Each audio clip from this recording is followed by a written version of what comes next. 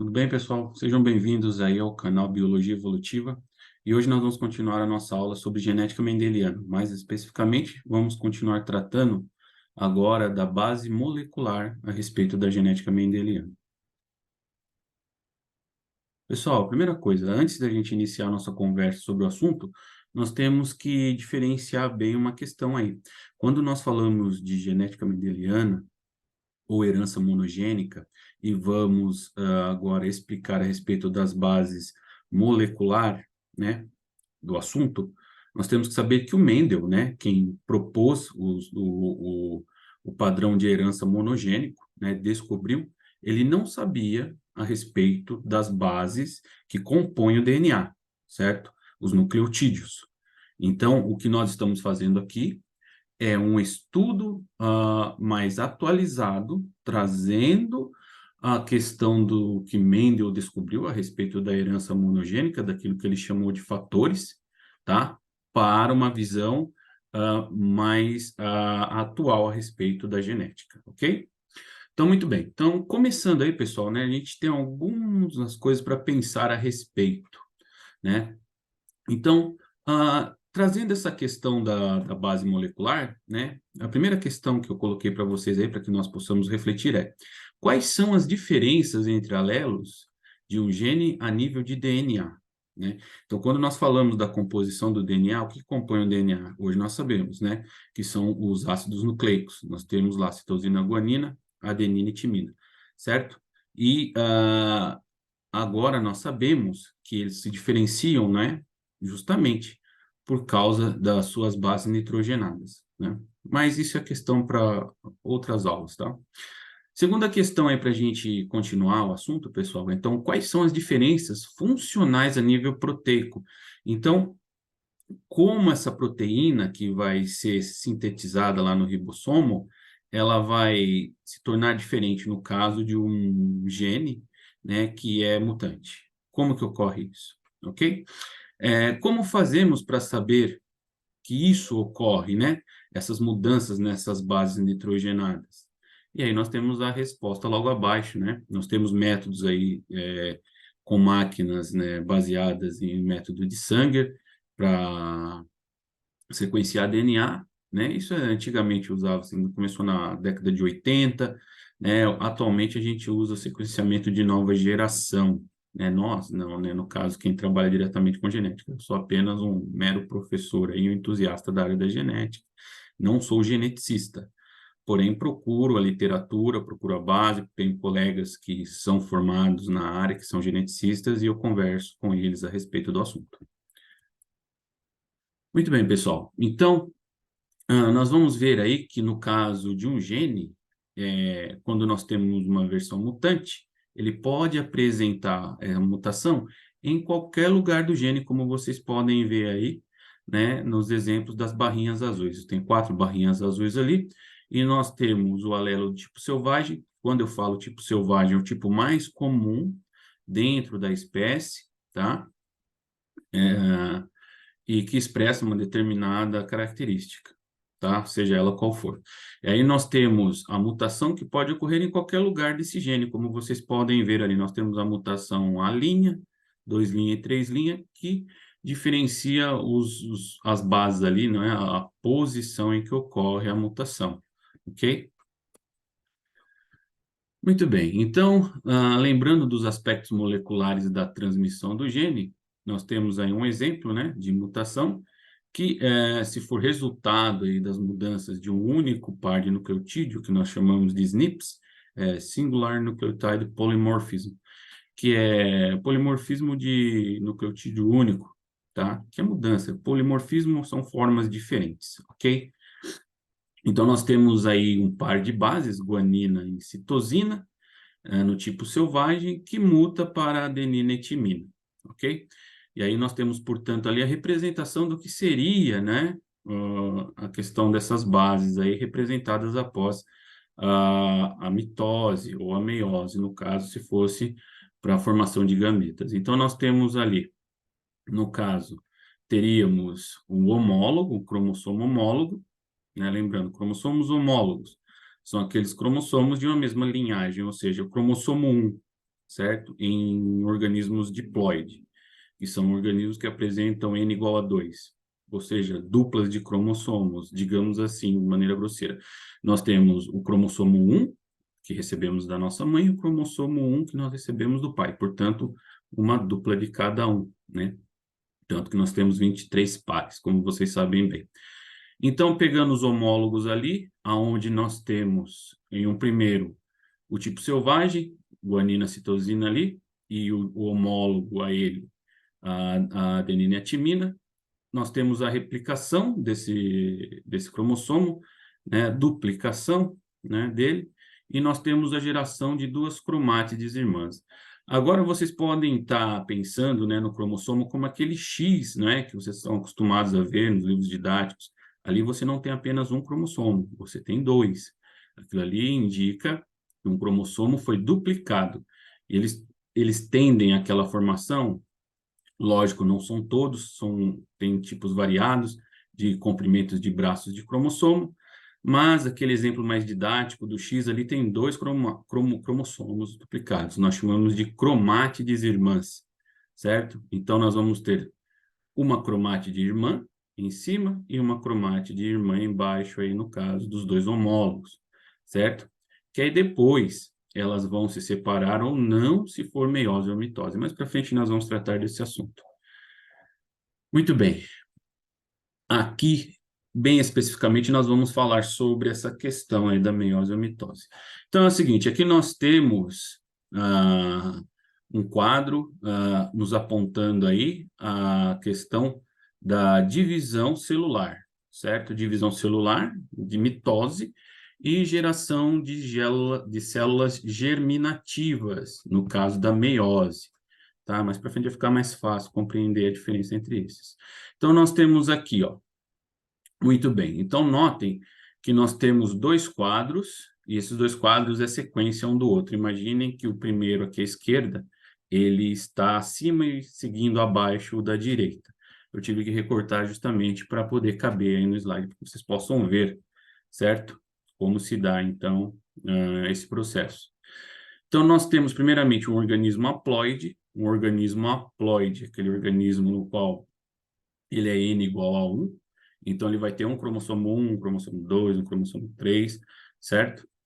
E aí nós temos, portanto, a fase S, como vocês podem ver aqui, ó, certo? Fase S de síntese, ou seja, esse cromossomo as organelas que estão dentro da célula vão se duplicar para divisão celular. Aqui nós temos só a exemplificação dos cromossomos.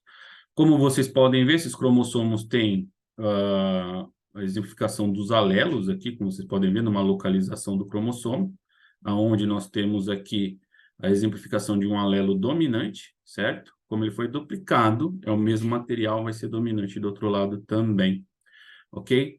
E abaixo nós temos o posicionamento desse cromossomo no equador celular, para posterior, agora do outro lado aqui, pessoal, separação dessas cromátides irmãs, geração de duas células haploides. Nós temos aqui, portanto, uma mitose de um organismo haploide.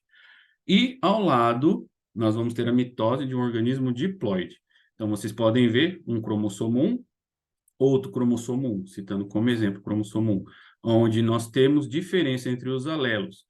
Vocês podem ver que um apresenta o A maiúsculo, indicando dominância, e o outro, o recessivo, o A minúsculo.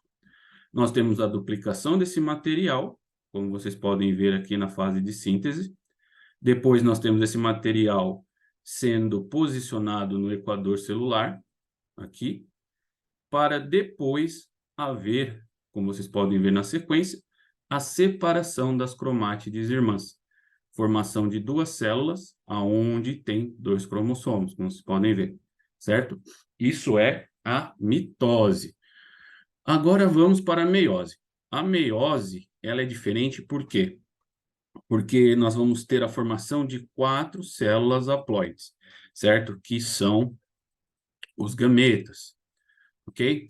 Então, nós temos aqui a célula germinativa, onde, igual a da mitose, nós temos um alelo dominante e um recessivo, duplicação do material, e olhem aqui o diferencial na hora que ocorre o pareamento dos homólogos no equador celular. Na outra não aconteceu, na mitose não acontece pareamento de homólogos, certo? E, primeiramente, esses homólogos vão ser separados, tá vendo? Ó? Como a gente pode ver, um homólogo para cada lado, cada homólogo, depois, cada cromátide, irmã, desculpe, é separada, e aí nós temos 4 células germinativas haploides, ok? Muito bem, então, de que maneira nós poderíamos demonstrar a segregação de DNA? E nós poderíamos usar, logicamente, a ideia de Mendel. Então, nós poderíamos sequenciar os alelos genitores e nos próprios produtos meióticos, né, como nós vimos. E nós vimos que havia metade azão, metade azinho, no caso de um heterozigoto. Heterozigoto, aquele indivíduo que para um determinado alelo apresenta um dominante e um recessivo. O homozigoto, ele apresenta um tipo só, ou é os dois dominantes, os dois recessivos. Ok? Muito bem, então a gente vai ver que o mesmo é verdadeiro para qualquer sequência de DNA diferisse nos cromossomos herdados, incluindo aqueles que não necessariamente estão dentro dos alelos. Uma vez que nós vimos que os alelos eles se segregam e junto com os alelos, né, nós temos todo o corpo do cromossomo que vai também se segregar, ok? Então, aonde que está o pulo do gato? Justamente aí. Nós podemos, portanto, né, ver que qualquer trecho de DNA ao longo do cromossomo, essa regra também irá valer para ele. Uma coisa muito importante que nós temos que saber também é a respeito da questão de que a proteína ela é o fenótipo primário de um gene, ok? O que é fenótipo, pessoal, para quem está iniciando aí seus estudos em biologia? Fenótipo é aquela característica que nós podemos observar de um determinado indivíduo. De uma maneira mais simplista, vamos pensar numa característica física, como cor de olhos, ok? Apesar da cor do óleo estar relacionada a mais de um gene. Mas vamos pensar dessa maneira para simplificar a nossa discussão aqui, ok? Então, muito bem. Vamos pensar um pouquinho aí. Então, nós vamos ver aqui quais são as diferenças funcionais entre proteínas que explicam os distintos efeitos dos alelos selvagem e dominante sobre as propriedades do organismo. E para isso, nós vamos pegar como exemplo aí a doença da fenilcetonúria. Então, nós vamos ver que a fenilcetonúria, ela é ligada à herança monogênica recessiva, mendeliana recessiva. Nós temos aí um alelo defeituoso de um gene que vai codificar uma enzima hepática, que é a fenilalanina hidroxilase, que normalmente converteria a fenilalanina em tirosina. Mas como isso não vai acontecer, vai haver acúmulo de fenilalanina no organismo, e esse acúmulo vai levar à conversão de ácido pirúvico, fenilpirúvico, que vai interferir no desenvolvimento do sistema nervoso da criança. Tanto que é importante aquele exame do pezinho, onde se constata esse alto nível de concentração de fenilalanina no sangue. Muito bem, então, os geneticistas, então, sequenciaram, né, esse gene da fenilalanina. E então, o que nós observamos com relação a isso? Nós temos aí uma pletora de mutações. Pletora significa várias mutações, né? Em sítios aí ao longo. Sítios são localizações aí ao longo do gene, tá? E nós vemos que essa mutação para a fenilcetonúria vai ser principalmente causada quando ocorre em exons. Exons são sequências dentro do gene que vão depois participar da formação do RNA mensageiro. Tá? Nós temos um evento de splice, nós temos os introns, que são sequências que ficam separando os exons, e com o splice alternativo, nós temos a retirada desses introns, junta-se esses exons ali, no caso, para a formação do RNA mensageiro. Então, como vocês podem ver aí, nós temos uma grande quantidade de mutações, não é, em exons, como vocês podem ver na parte superior, e uma quantidade também razoável de mutações em introns, ok? Mas nesse caso nós vemos que a questão da funcionalidade da proteína vai estar mais ligada a mutações em regiões de exons. Então aqui nós vamos ter o seguinte: 3 tipos de mutações, certo? Mutações nulas, que vão gerar ausência da função da proteína. Nós temos mutações hipomórficas, que reduz a função da proteína. E a mutação silenciosa, essa não causa efeito sobre a função que a proteína exerce. Aqui em cima nós vemos um exemplo de gene do tipo selvagem, certo? Como vocês podem ver, o que seria uma proteína funcional. E abaixo nós temos os exemplos de mutações em exons e introns e o que geraria com relação à mutação. Então, a gente pode ver que uma mutação na região promotora desse gene gera uma mutação nula, ou seja, a ausência da função da proteína. Até mesmo porque o promotor é aquele que vai promover, como o nome diz, não é? Que aconteça, portanto, esse início da transcrição do DNA para o RNA mensageiro. Abaixo aqui, nós vamos ter uma mutação em uma região de exon, como vocês podem ver, em que gera uma mutação nula, uma ausência da função da proteína. Então, aqui a proteína não vai funcionar. Também nula em região de exon mais à frente, no gene, como vocês podem ver aqui. Nós temos uma mutação numa região de exon também aqui na M4, onde nós temos o vazamento de função de uma proteína, onde nós temos uma redução da função dela, nós temos uma mutação hipomórfica. Nós temos uma mutação silenciosa ao final do exon do gene aqui, então silenciosa porque não vai alterar a função da proteína. E quando nós temos uma mutação aqui descrita no final desse intron, como vocês podem ver o azul mais claro, nós temos uma mutação nula, também causando ausência de função da proteína. Abaixo aqui nós temos uma exemplificação da proteína, certo? E aqui os locais ativos da proteína, os sítios ativos, onde a proteína iria se ligar, portanto, ao gene ali, para fazer a função dela, que fosse, ok?